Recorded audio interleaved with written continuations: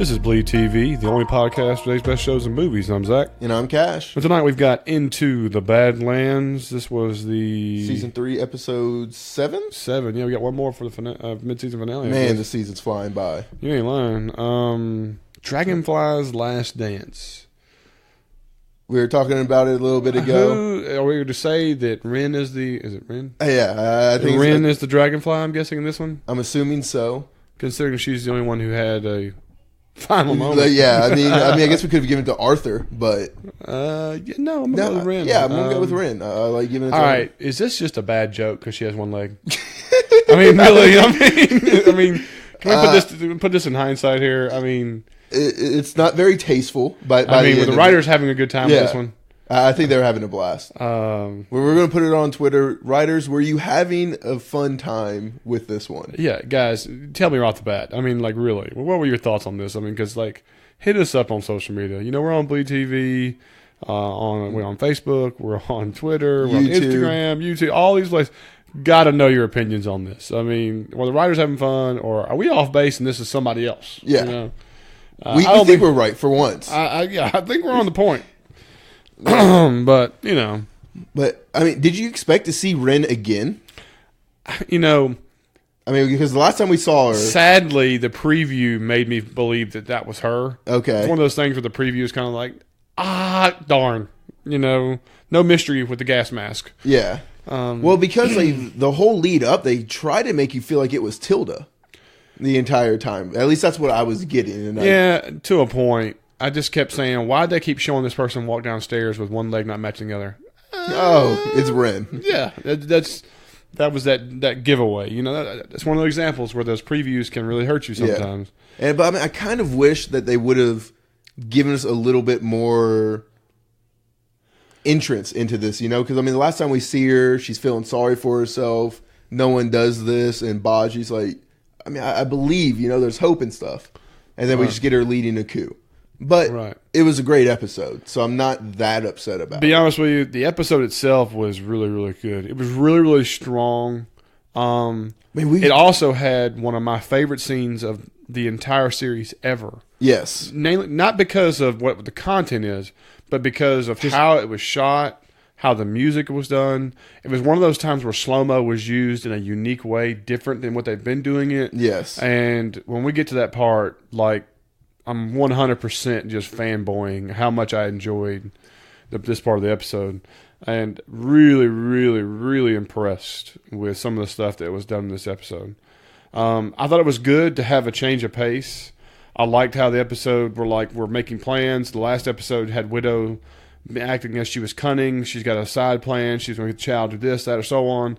They decided to have. I loved how they had a council where Lydia is standing up and speaking her piece. Mm-hmm. I loved how they diverged in their opinions, but decided to make a decision anyway, and it led to a great scene with Moon and Lydia. You know, about who's really being like a soldier. I mean, like, all this writing was so well done and put together. And just the chemistry of all of the breakoffs, like you said. Yeah. I mean, you have everyone in the room, like they're kind of seeing sparks fly and everything, and then, like you said, boom, Lydia and Moon go over here. And their chemistry is clicking immediately. Clicking was the exact word. It's just on point. And for all that to be happening, and then suddenly to get gas bombed. Yeah. You know, to show them actually have a plan of going in there and executing it. I love it when somebody doesn't just show up and you're like, well, how'd they get there? They actually showed you. They blew through a checkpoint. They broke through the fence and the gate. You know, they had enough people. I loved all that. Showed good planning. And bravo to the weapons people, because these crossbows look a lot more legit than we had at the beginning. Definitely more deadly. Yes. And so when they come in and they gas, I was impressed. You know, and I was like, wait a minute, here's a Louis Tan moment. Exactly. I was so excited. I'm like, we're finally going to get our boy Louis Tan a victory. He's going to be able to just wipe through everybody, and I cannot wait. And he goes in, knocks out 2 people. I'm like, yes. And then the gas overwhelms him. Yeah. And our boy Louis Tan is going to get a solid one-on-one with a really quality foe dominating win soon. I have the feeling. I mean, it's got to happen. And now we're just hitting the numbers. We're like 0-4 already, so like that one. We're getting there. I mean, I love the guy to death. I think he's phenomenal. I love what he brings to the show. But come on, writers. Get this guy a clear-cut, I'm a badass victory. Yeah. Give it to him. Don't give him the dual fight with the Widow where she's kicking ass and taking names and you're in the party. I need this guy solo doing his thing. And at this point, he might need a 1v2. Like, I might not believe it at this point, but I need him to win a 1v2 or something. Got to. So he gets gassed, and they, good acting, taking him out and knocking him, and she takes this club and hits the Widow. To me, I was like, well, they got to the Widow. They could have had a knife and they could have ended her. But they didn't. But and there's a good reason that they didn't. And they explained it. Another good example of writing being solid. They put him in the cage. They go through the whole motions about, you're going to end this war. Yeah. I love Widow sitting here like, man, I made this to hold a boy and everything. And this is really coming back to bite me. Yeah. There's no doubt. But I mean, and like that led to a lot of like inner thinking for her. Like, wait, am I the good guy? Am I actually doing what I think I should be doing? There's a little reflection going on. That's what I was looking for, reflection. All right, so I'm going to complain a little bit.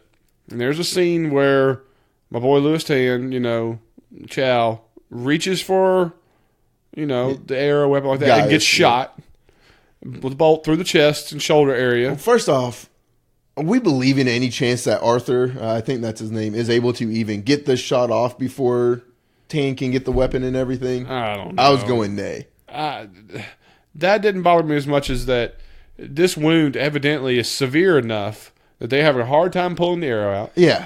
And that when they do pull it out, it's bleeding almost uncontrollably, supposedly, because they're showing the blood. Just gushing like it's a waterfall and everything. And so this is right through where the pectoral muscle connects to where your shoulder and to your bicep and everything else. Basically, the perfect place to get shot. Right. And not only that means anytime that you even rotate your arm, which was his left shoulder, this would hurt extremely in the chest area. Okay? Now, coming from a person who has a torn pec, I will say any slight movement does hurt, but I don't see it being that deadly.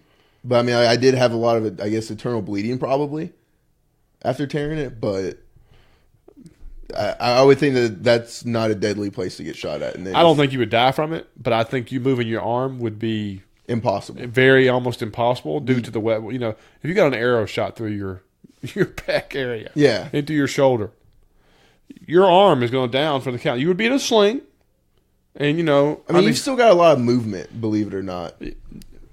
Would you say that the fight scenes he had later, which showed no blood, no? And as effective as he was using that arm as being good continuity? It took me about 9 months to get movement back fully. Yeah. So this is my problem with but Chow's character. Yes, but I mean he was doing a lot more kicks than anything. I'll give you that, but this is my problem.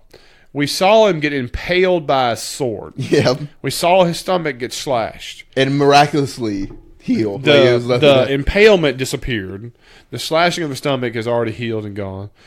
And now we've got an arrow through the shoulder, chest, and so on. And it becomes, by the end of the episode, it's non-existent, doesn't affect him, doesn't even wince in pain. And I mean, the Widow is literally worried about him dying. Because of the bleeding. Yes. And then he quit bleeding. When you write something else so good, don't leave out these little details. I know you want to have cool scenes with this guy who has martial arts, can do a lot of stuff great, and everything else. But let me give you a great example. Sherman Augustus is a character who's lost a hand. Mm-hmm. Okay? You never see him use his hand like he has a hand. We did this episode. When he turns the key into the engine, he's using his metal hand. Yeah, but his hands are already sticking out, so it's just like a turn. Well, no. It's like the fingers. I didn't see it in grasp. He does grasp it. And so, like that, I was curious to know, like, if he has finger movement in it. I don't know, man. I'd watch that again, but I'll give you that because I was looking hard at it because I was. But think about it. Have you ever seen a fight scene or anything else where he's using that hand like he has a real hand? No, he does not. Right. I mean, so like they've gone through those things correctly, and there's other parts where you see like when Sonny's hurt, he shows that he's hurt, and he maintains that through a fight scene. So I just want the Taninator, to make sure that we're staying that. I mean, the only thing I can think of is maybe it was filmed out of order, and like that scene was filmed before he got the wound and everything, and they just didn't. There are people on shows for continuity. There are, We've known a few of them and we've talked to them. And that is somebody's sole job. And there's got to be somebody who says, yeah. Pump the brakes. Homeboy can only use one arm for this fight. Yeah. Remember this. Anyway, I'll get off the subject, but that was a detail that hurt me. But and I don't want to rave about it all throughout the episode and stuff, but yet again, the blood splatter and like the unique ways that they did it in this episode, out of this world. Yeah, I mean, good. Special effects are great. The special effects people just absolutely crushing it. Yeah, I mean, her prosthetic leg was awesome. Loved it. You know, it looked like something that was made barbarically in the field for somebody. It was like such a bright beige. It was like such an odd color that you will never see anywhere. Yeah. I really appreciated that. I love that they were, they showed people getting executed outside with, crossbows. I loved that. But did you see these people being able to make this plan happen? Considering it was 100% a surprise and that they're in flower attire or, butterfly attire and everything else. Okay. I give it very, very plausibility. Now thinking about it like that, I mean, it's an inside job. But like, it was just like these people couldn't get past a single sniper. And so like that's what I was looking at the whole time. But like now that you have it like, it's inside job. Right. They aren't going to get searched when they come in and everything because they are part of the Widow's camp. Okay, that's making a little bit more sense. Yeah, to me that was all on point. The gas thing was great. Yes. I mean, they had a lot of tricks up their sleeves that helped further it. Yeah, and so all that was good. I really, really enjoyed all that part. And then, basically where they were able to get a hold of Homeboy, kill him and get his key. Well, I mean, I think you're underplayed. This is possibly the coolest death I've ever seen on the show. The slow through the vertebrae and everything. So you're not going through the skull, so it makes it realistic. And then through the mouth, you see the arrow come through. Not only that, she had her hand by his mouth and blood's going down her glove. Oh, I love it. I mean, Illy Beecham, you are my hero. Yes. I am no flinching, kneeling at you now. Kneeling, yes. Bowie, like, we're not worthy. We're not worthy. You rock. I mean, and every scene in 3-inch heels and this garb. And again, Giovanni Lipari, like the costume design. Guys, you can go vote for him in the Emmys. Please, let's get this man an Emmy. He deserves it for everything he's done on this show.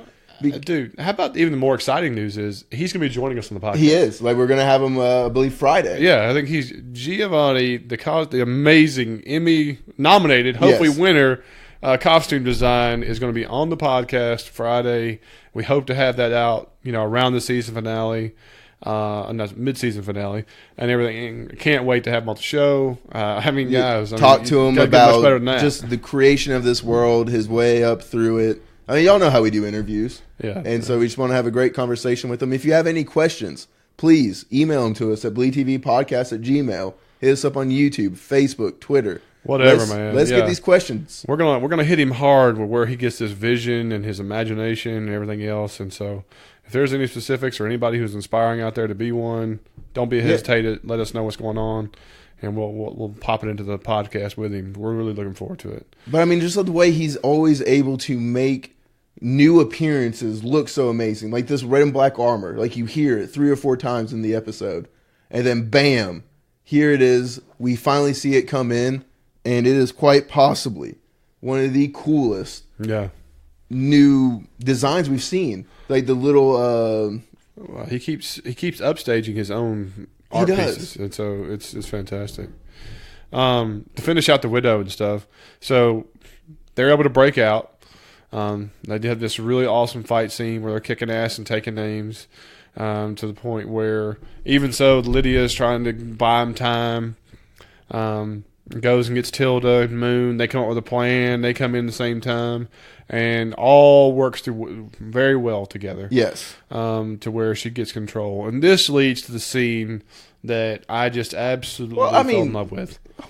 Give Tilda her credit with the amazing boomerang weapon.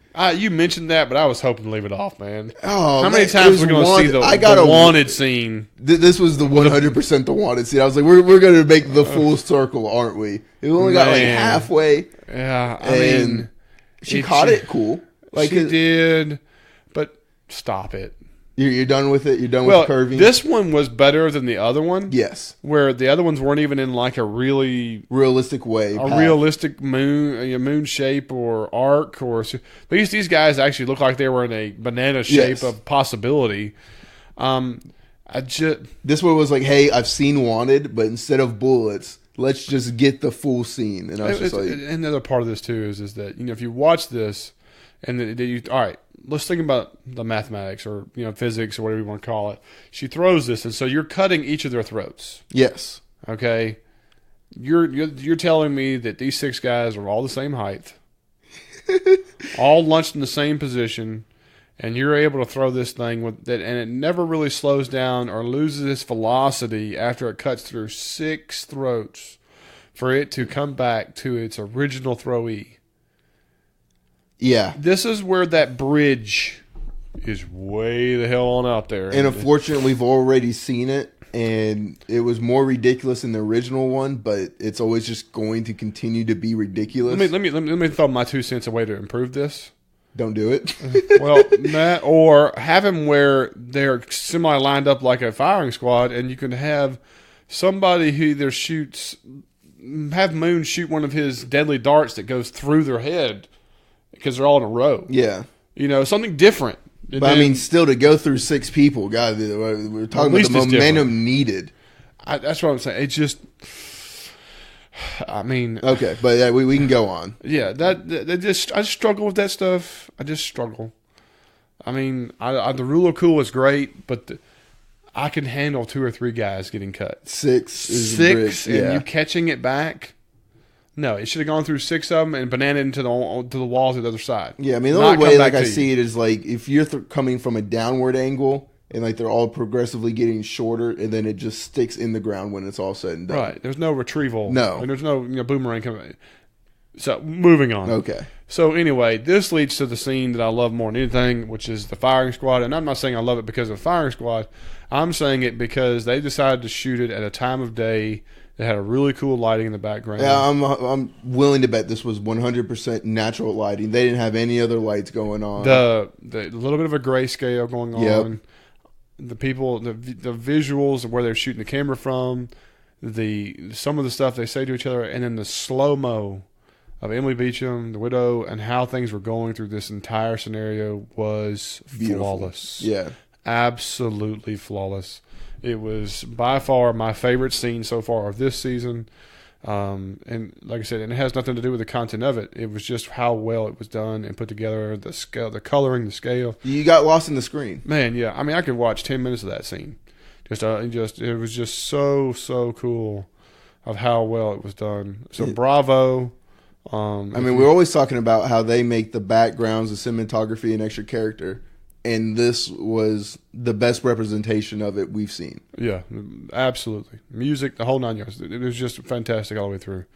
And so, of course, you hear the air. And I do like that they didn't show their deaths. You hear the bolts fired. Well, they couldn't because you only had 1 person per thing. And right. I didn't have much faith in everybody's accuracy. I'm sorry. How dare you? No. So, really cool. And, that was kind of that. So I really enjoyed that stuff. Yes. I thought it was really good, and it's going to be quite interesting to see where they go from based on what their plan is. The other half of the coin is one of my favorite parts of Sonny. Yeah, being a total just badass. This was a Jackie Chan fight. Yeah, he decides that that in the best way possible. Yeah, he's going to listen to the River King. Did you notice the River King's hair changed?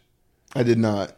So I was like, something's not right. Something doesn't match with the River King. So I took a still image of it like that. And so then I went back and watched some other episodes he was in. Mm-hmm. Okay. His hair Because he's always got the big, like almost electric. It's a very tall, firm fro. Yes. Okay. His hair was not tall and firm, and it was curlier. It was kind of longer. It was like hanging down, and it was a dramatic change in one episode, and it was very surprising to me. Just like you would think that, I mean, his hair is a statement. It is, and so to see it being different. Again, I don't know enough about hair, considering that I shaved my head with my own, shaver. And so I don't know if moisture in the air or different things like that would change things dramatically, but it was very noticeable to me. I thought it was a detail that was a little off. Having a little bit of hair on my head, humidity definitely does affect it and different things, but it was drastic from last episode, because last episode it was tall. You had the silver little patch right there and everything. It looked like a different hairpiece. The actor himself does not have this hair. That is not his real hair. No, not he is an acting coach out of New Orleans, believe it or not. I've actually looked up his social media and stuff, and he's a cool cat. So that is not his real hair. So it makes me feel like they've changed the hairpiece, which is disappointing. But I'll have to go back and look at that. Yeah. So anyway, he says you were the boy they were looking after.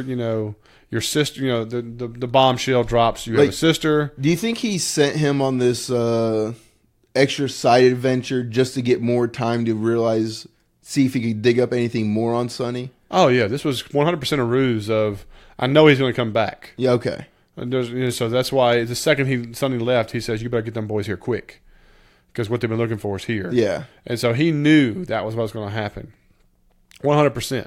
He knew that captain would lead him something, give him information back to him. Yeah, and I was a little worried that the captain wasn't going to talk to him, because I thought Sonny might have killed everyone on the boat like MK did. I didn't get that vibe. No. When he did meet the captain, dude, all right, a little convenient. Sonny's like, you're a hard man to find. They didn't really show him looking. No, he just magically appears there. But, I digress. It's okay. Well, here's the deal. We didn't need 10 minutes of him looking. Like I said, I'll give you that. So when he goes to meet a cool special effects on his head, or his visuals on his head with this crater, I did like all that. Red and black armor. It gave him the little details. You had a guardian angel, and all you do is go back to the River King. He's got a log of every single person. You're just kind of gliding over his guardian angel. Which, if you had listened to our podcast with Sherman, he let us know Sonny has a sister. Yeah, big nugget there. And I'm going to presume she's alive. Oh, yeah. And I don't know how she's still alive, because they said there was only 2 survivors. So I don't know if they captured her thinking that she was the catalyst, and she ended up not being it, and now she's kind of being held captive, or what. But I'm excited to find out. She's alive. There's no doubt. Yeah, I mean, you don't just say he has a sister without her being alive and then planning to introduce her. Oh, yeah. He has a sister. Her sister. Oh, yeah, she died years ago. Yeah. Yeah.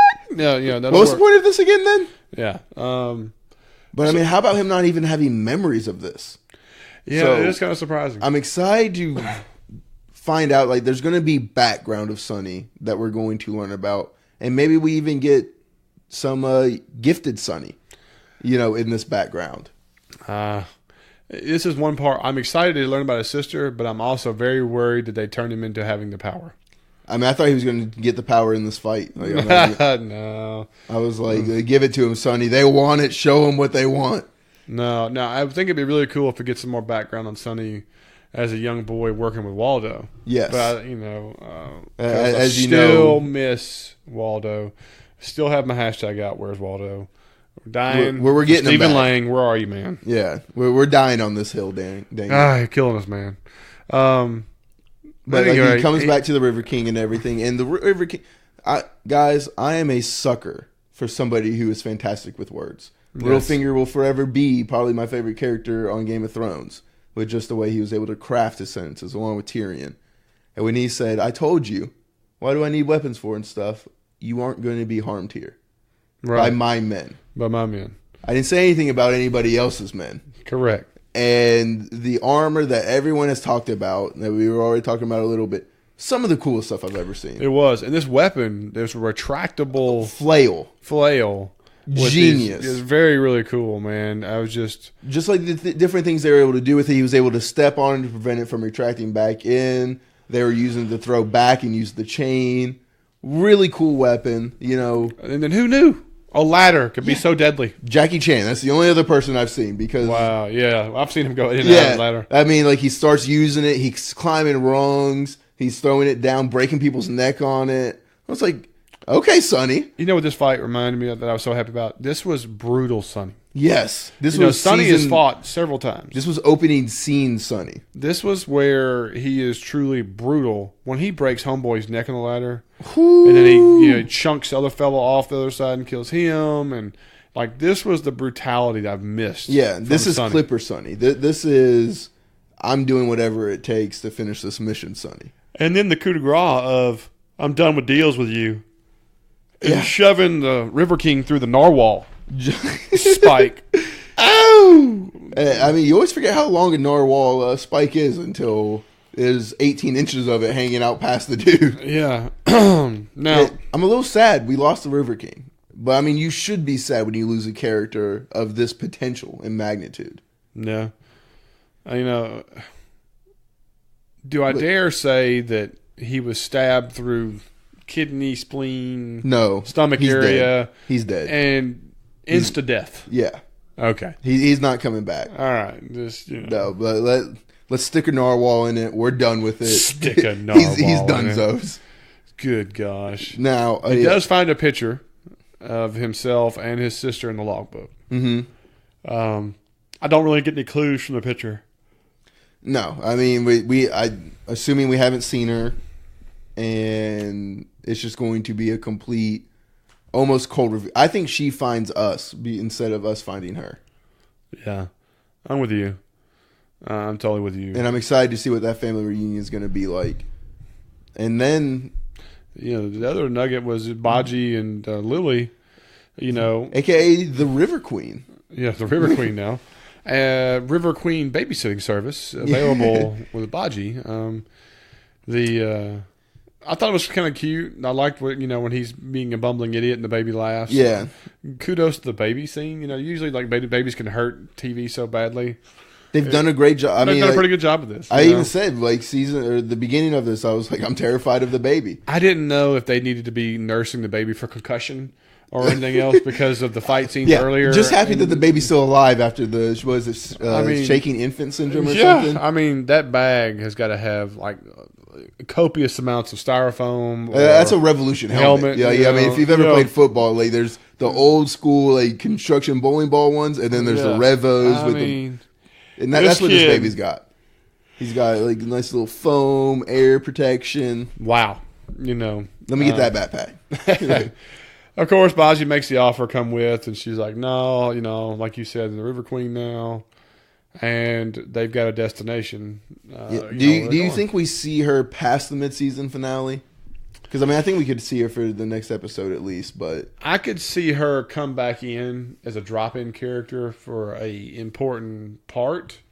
Yes. But I don't see her as a steady regular. I'll give you that. I see her. I could see them going somewhere, and then they need an escape via boat, and she happens to be coincidentally or is a part of it, and then she runs her course that way, and that's all she wrote. Or there's like a big battle somehow and stuff, and they get word, and she hears about it on a CV radio. I know they're not using CV radios, but it's the only thing I could think of. Yeah, some form of communication. Yeah. But yeah, that's what I feel like is that she's got another nugget. And I think that's the best way to use this character. I would agree. Well, considering she's basically denied him and you're expecting a goodbye shag or something, and I was like, there's a lot of comedy with it. Yeah, I was dying. Especially like when they fix the boat and everything. Like they're sitting and then like the steam comes up. She's like, woo! Yeah. They had a lot of fun with this. They had some fun with it. You can tell Nick Frost has a good time, and kudos to all that. So, and I think that's pretty much the episode. Yeah, the episode was just a lot of fun. Like I said, one of my faves. There was a couple little details I'm like, but some of the stuff that happened in the episode was just really good. I loved the merging of certain characters. I loved how, I'm a little iffy on all the potential showmances that this show's going to lead us down. Yeah, because we do have Moon and Lydia, which definitely looks like that's going to happen. A lot of shipping going on. Gaius and Widow, which I think there's definitely going to be some issues. Oh yeah, there's no doubt there. Right now, it's romancing the knife. Yeah. And I mean, who knows? By the end of it, it's going to be Baji and Sonny's sister. Like, oh, good God. He's like, well, actually, what Baji's going to happen is that I know why. Another reason I like this episode is Baji did not have a miraculous conclusion. He didn't. Or I know someone. But if he does know the sister, or he used to date her in another life, or whatever like that, then I'm going to throw something at the TV. Oh, you know he's going to have had a past relationship with Sonny's sister. I'm going to text Al Goff and be like, WTF, dude. Like, WTF. Seriously, this is how we had to introduce his sister? Yeah, really. This was the best thing we could have come up with. Yeah, she was on my, my bricklaying team when we used to build monasteries. Or, that's, you know what I mean, right? That's my sister, dude. Yeah. Yeah. So, I mean, as long as there's no conclusions or... as long as he doesn't have a happenstance coinkydink with... Sonny's sister. I think we're going to be okay. I think we'll be solid. But guys, do remember, we are going to be having an interview with Giovanni. Cannot wait. We're trying to line up a few other people. Maybe get them in before the season's, mid-season wraps, or we'll have them or just during the off season. Whatever. Make sure if you are interested and you know some people, this, that, whatever, don't hesitate to message us, talk to us about it, email us, tell your friends, whatever. Really want to make this a good experience for Giovanni. We think he is definitely in par to win an Emmy, and the opportunity to get to speak to him on this pod is going to be epic for us. And so we want everybody to be a part of it, enjoy it, and move on from there. Absolutely. So, guys, I think we're going to call it a night. We're looking forward to next week. As far as I know, is the mid-season finale. Yes. And until then. Yeah, this is BleedTV, and I'm Zach. And I'm Cash. We'll see y'all then.